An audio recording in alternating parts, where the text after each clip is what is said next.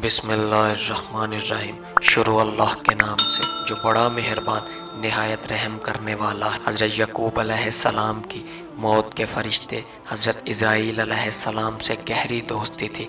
एक दिन जब मलकुल मौत आए तो हज़रत यकूब अलैहिस्सलाम ने पूछा, कैसे आए हो, मुलाकात के लिए या रूह कब्ज़ करने के लिए?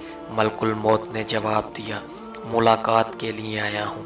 आप अलैहिस्सलाम ने फरमाया, मुझे आपसे एक ख़ास बात कहनी है कि जब मेरा वक्त वफ़ात करीब आए तो मुझे पहले बता देना, यानी मुझे कासिद के ज़रिए खबर दे देना। चुनाचा मलकुल मौत ने वादा किया कि मौत से पहले कासिद रवाना करूँगा। जब हज़रत यकूब अलैहिस्सलाम का आखिरी वक़्त आया तो हज़रत इज़राइल अलैहिस्सलाम ख़ुद आ गए। हज़रत यकूब अलैहिस्सलाम ने फरमाया, आपने तो वादा किया था कि मैं पहले कासिद भेज दूँगा, लेकिन आप ख़ुद आ गए। हज़रत इज़राइल अलैहिस्सलाम ने फरमाया, मैंने कासिद रवाना किए थे।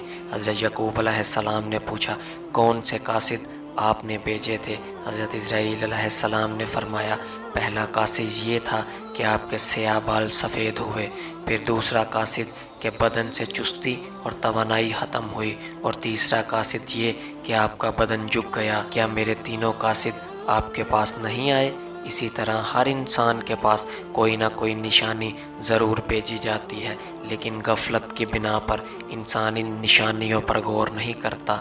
अल्लाह पाक हम सबको अपनी कब्र हशर की तैयारी करने की तौफीक अता फरमाए।